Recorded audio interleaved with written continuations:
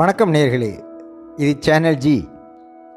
Welcome back to another episode of channel G. திருவிளையாடல் புராணம் தொடர் சொற்பொழிவு சிந்தனையில் என்று தடாதகை பிராட்டியார் திருஅவதார படலம். தடாதகை பிராட்டியார் திருஅவதார படலம் திருவிளையாடல் புராணத்தின் மதுரை காண்டத்தில் 4வது படலமாகும்.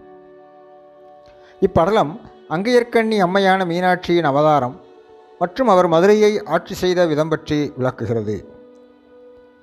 மீனாட்சி அம்மையின் அவதாரம் மதுரையில் நிகழ்ந்த காரணத்தை இப்படலத்தின் மூலம் தெரிந்து கொள்ளலாம். படலம் என்பது கதை.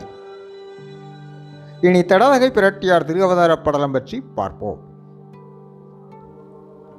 மலையத்துவசன் பாண்டிய நாட்டை சிறப்புற ஆட்சி செய்து வந்தான். அவன் சூரசேனன் என்னும் சோழ அரசரின் மகளாகிய காஞ்சனமாலையை திருமணம் செய்தான். ஆனால் இந்த தம்பதியருக்கு நீண்ட நாட்கள் குழந்தை பேறு வாய்க்கவில்லை. இதனால் மலையத்துவசன் அஸ்வமேத யாகம் செய்யத் தொடங்கினான். 99 யாகங்கள் முடிந்த நிலையில் இந்திரன் இப்பாண்டியனின் 100 யாகங்களை முடிப்பானையாகில் நொடிப்பொழுதில் இந்திர பதவி அவனுக்கு போய்விடும் என்று எண்ணி மலையத்துவசன் முன் தோன்றினான். பாண்டியனே, நீ நற்புத்திர பேரினை பெறுவாய். ஆதலால் உலக இன்பத்தை அளிக்கக்கூடியதும் நற்புத்திர பேற்றினை வழங்கக்கூடியதுமான மகா யாகத்தினை புத்திரகாமஷ்டி யாகத்தினை செய்க என்று கூறி தன் உலகத்தை அடைந்தான். பாண்டியனும் இந்திரனின் வழிகாட்டுதலின்படி மகா யாகத்தை செய்யத் தொடங்கினான். தலையின் இடதுபுறத்தில் கொண்டையுடன் கையில் கிளி கொண்டு காலில் சதங்கை அணிந்து முகம் நிறைய புன்னகை சிந்தியவாறு 3 வயதினை ஒத்த சிறுமியாக உலக நாயகியான உமையம்மை 3 தனங்களுடன் தோன்றினார். அக்குழந்தையின் கண்கள் மீன்களைப் போன்று நீண்டு அழகாக இருந்தன. அதனால் அக்குழந்தை பின்னாளில் அங்கையர்க்கண்ணி என்று போற்றப்பட்டார். அவள் தன் சின்னஞ்சிறு திருவடிகளால் தளிர்நடை நடந்து காஞ்சனமாலையின் மடியில் போய் அமர்ந்தாள். தன்னுடைய சின்னஞ்சிறிய செவ்விதழ்களால் காஞ்சனமாலையை அம்மா என்று மழலை மொழியில் அழைத்தாள். அதனை கண்டதும் காஞ்சனமாலை குழந்தை வடிவில் இருந்த உலக அன்னையை வாரி எடுத்து முத்தமிட்டு மகிழ்ந்தாள். குழந்தையை கண்ட மலையத்துவசன் மனதில் மகிழ்ச்சி கொண்டான். இருப்பினும் கவலை ஒன்று அவனை வாட்டியது. புத்திர பேற்றினை விரும்பி மகாயாகத்தினை செய்த தனக்கு தான் விரும்பியபடி ஆண்மகவு தோன்றாமல் 3 தனங்களுடன் கூடிய பெண்மகவு தோன்றியதுதான் அவனுடைய கவலை. மலையத்துவசன் தன் மனைவி மற்றும் குழந்தைகளுடன் சோமசுந்தர கடவுளை வழிபட்டான். தன்னுடைய மனக்குறியை இறைவனிடம் விண்ணப்பித்தான். இறைவனும் அவ்வரசனுக்கு மட்டும் கேட்குமாறு திருவாக்கு ஒன்றை கூறினார். பாண்டியனே, கலங்காதே. உன்னுடைய அன்பு புதல்விக்கு தடாதகை என பெயரிட்டு எல்லா கலைகளையும் கற்பித்து அவளுக்கு ராணியாக முடிசூட்டு. அவளுக்கு ஏற்ற கணவனை அவள் காணும்போது அவளுடைய ஒரு தனம் தானே மறைந்துவிடும். எனவே மனம் வருத்தம் கொள்ள வேண்டாம் என்று சொக்கநாதர் கூறினார். இறைவனின் திருவாக்கினை கேட்ட மலையத்துவசன் கவலை நீங்கி மனத்தெளிவு பெற்றான். மீனாட்சி அம்மையின் திரு அவதாரம் நிகழ்ந்ததை அகத்தியர் மற்ற முனிவர்களுக்கு கூறினார். அம்முனிவர்கள் அகத்தியரிடம் தக்கனும் மலையரசனும் பல நாட்கள் வருந்தி தவம் இயற்றியே உலக அன்னையை தம் மகளாக பெற்றனர். அப்படி இருக்க தற்போது அன்னை பாண்டியனின் திருமகளாக இப்பூமியில் இறைவனை விட்டுவிட்டு தனியே தோன்ற காரணம் என்ன என்று வினவினார். அதற்கு அகத்தியர் விச்சுவாவசு என்ற கந்தர்வனின் மகளான விச்சுவாவசுதி உமையம்மையின் மிக்க விருப்பம் கொண்டு இருந்தாள். ஒரு நாள் தனது தந்தையிடம் உமையம்மையின் அருளை பெற வழிபட வேண்டிய தலம் யாது என்று கேட்டார். அதற்கு விச்சுவாவசுவும் வாதத சந்தம் எனப்படும் மதுரை அம்பதியே சிறந்த இடம் என்று கூறினார். விச்சாவதியும் மதுரையை அடைந்து பல விரத முறைகளை மேற்கொண்டு தை மாதத்தில் அங்கையர்க்கண்ணி அம்மையின் சன்னதியை அடைந்து யாழினை இசைத்து அம்மன் பற்றிய இனிய பாடல்களை பாடினார்.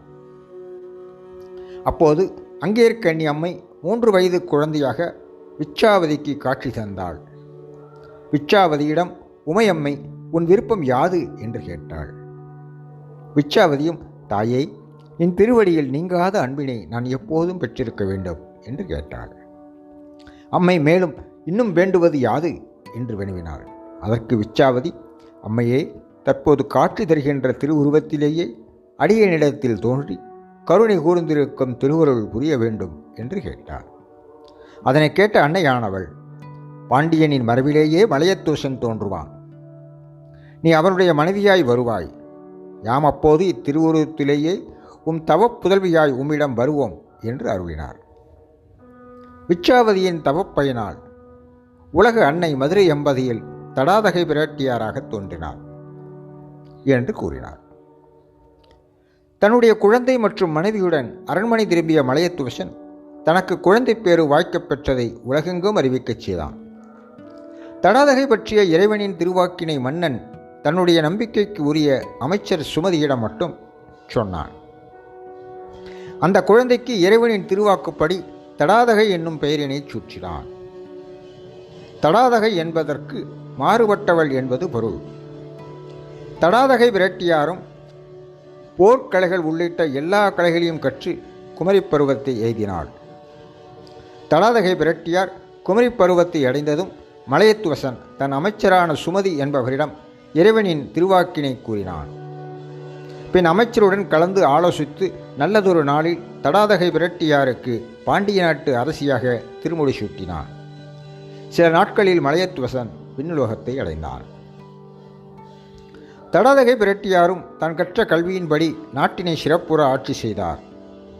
மீனானது பார்வையாலே தன் குஞ்சுகளுக்கு உணவினை ஊட்டி பாதுகாப்பது போல தடாதகை விரட்டியாரும் தம் குடிமக்களை பாதுகாத்து அரசாண்டார். மீன் போன்ற கண்களை கொண்ட அரசியாகிய அரசாண்டதால் இவ்வம்மை மீனாட்சி என்றும் அங்கையர்கண்ணி என்றும் அழைக்கப்படுகிறார்.